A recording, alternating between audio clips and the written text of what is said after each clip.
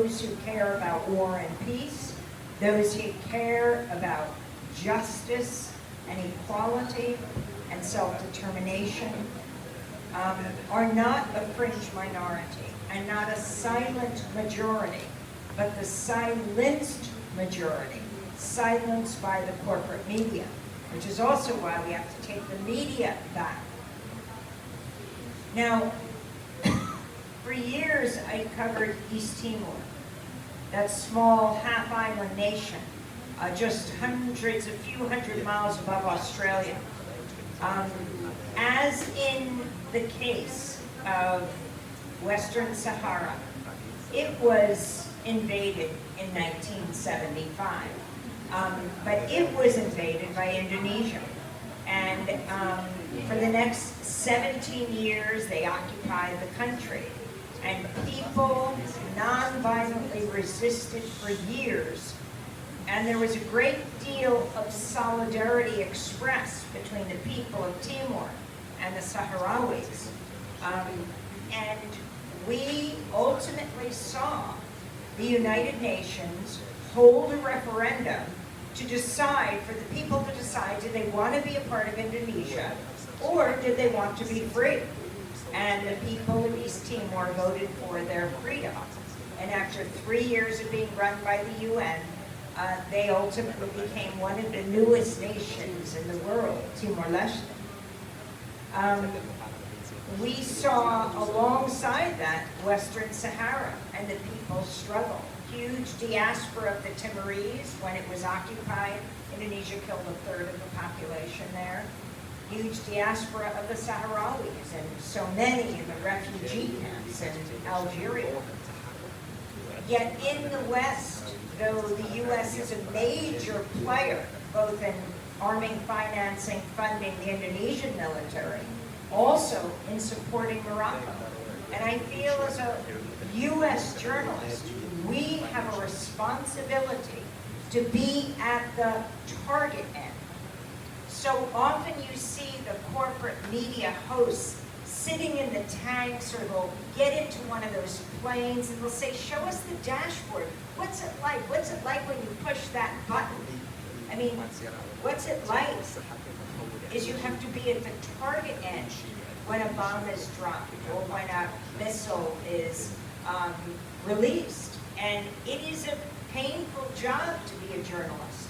But that's the reason in the United States our profession is the only one protected by the U.S. Constitution, freedom of the press.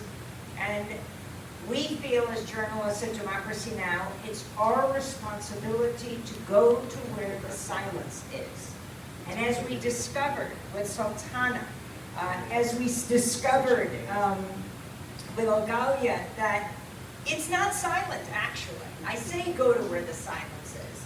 As you all know, it's raucous, it's loud, people are making demands for their liberation, freedom, self-determination, but those voices are not picked up by the corporate media radar.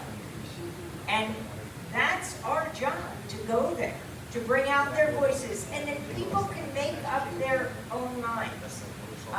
So being here 9 years later, after we went to the Marrakesh UN Climate Summit, we've been going to them since Copenhagen in 2009. Every year, wherever it took us, we were just in Baku and Dubai, we were in Poland 3 times, we were in Bonn, we were in Durban, South Africa. Each year it's held in a different place.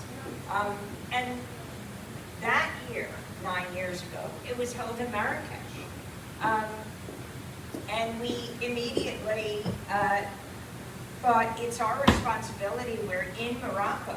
And also the Moroccan government was saying, you can go south.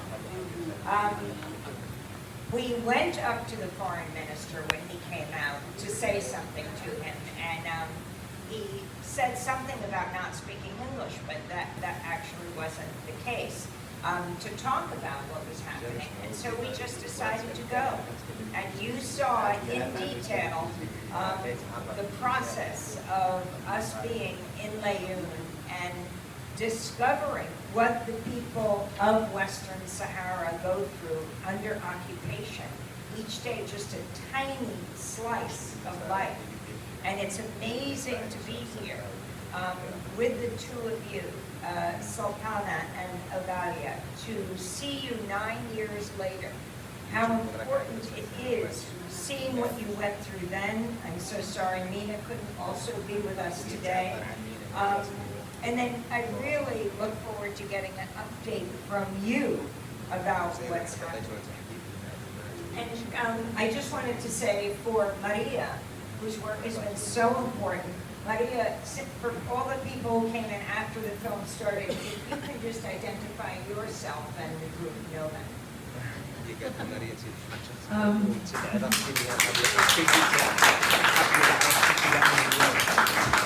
I represent